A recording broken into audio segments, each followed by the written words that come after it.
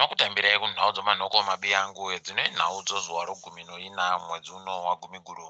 Mwedzi uno ndio mwedzi unorangariwa chirwere chogomarara remazamu.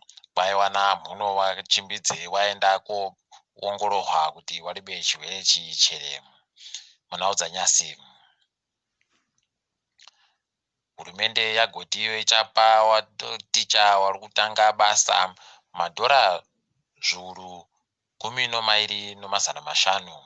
Izvi wati izvozvi ndo zvavari kusanoita pari zvino, wachivapa pabodzipo nomari yokuAmerica inosvika madhora 45 kuti wayamurike.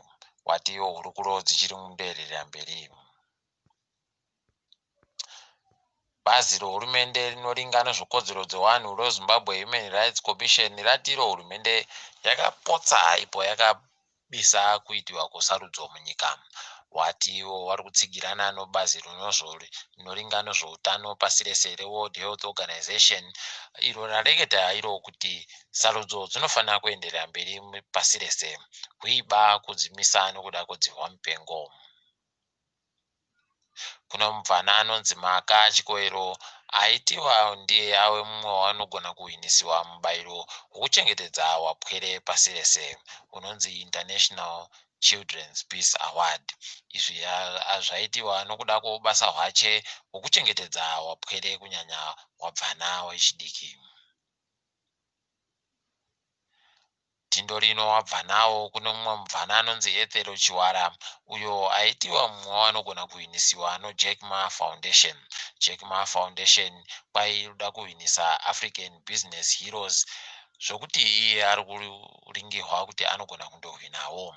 Wanoringa mabasa anenge ari kuitiwa nomabhizimisi zvokuti zvinhu zvinotofadza. Tinoti pamberi newabvanawa. Kwai mhuri yevanhu vatanhatu mumwedzi waGunyana yenge iri kuda mari inosvika zviuru madhora 20 yomuZimbabwe kuti irarame isiri muurombo. Izvi zvinotobudisa tsungununu kada kufunga kuti mbanani wari kutambira makutukutu ya.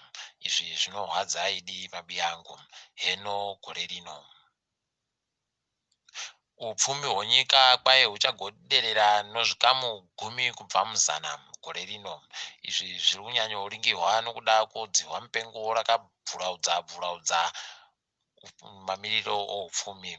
Heno kuro hurumendewo kana waino zvimwe zvawanokwanisa kuita kuti zvireke kuitika izvi. Makwiriro zvinhu munyika kwai aderera pagore nopagore kuenda pazvikamu 650 anopfumbamwe kubva muzana.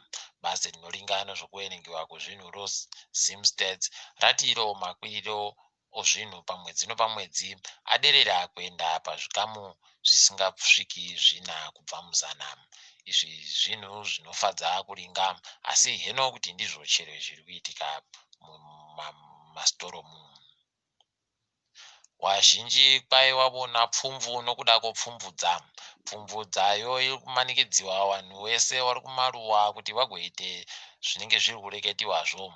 Zviri kureketiwazvo kwai ndozvokuti vagoisa mauhwa pese pese, kumweta mauhwa uchisara wachiisa izvo zvinova zvinogona kutovapa nzara wachiita mabasa anogona asingawape chokudya. Izvi zvakatooma mabi angu. Heno zvikachinjiwa tiringe dzopasi rese. Pai mamiriro opfumi munyika yeSouth Africa anogona kutadza kubenhuka ipo anga ari makunokuno yano.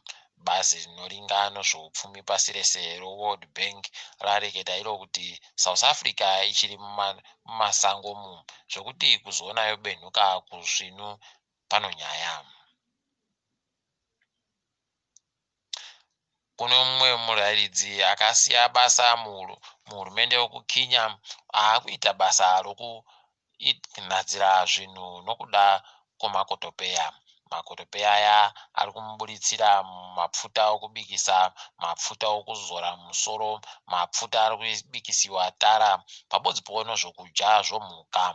Izvi zvinotofadza nokuti ibasa rinoramba risingazikanwi nevazhinji. Tinoti pamberi naye murayiridziyu. muimbi wokambo kari kupisa-pisa pasi rese kejerusarema anonzi Master KG womuSouth Africa kwai anyepiwa nevanhu vokuzambia kuti areke kuenda kuzambiako. Akadaidziwa kuti agoenda koimbira bato roPF pariri kuita misangano yaro. Izvi zvahwadza vanhu vokuzambiawo nokuti ivo vari kutosayawo mishonga muzvipatara zvokuti vari kuzvidaba zvokuti aende koimba ikweyo. Heno zvikatetekewa. Takadaro mabe yangu togumira pano nyasi. Ndini wenyu mhandu weWonhau.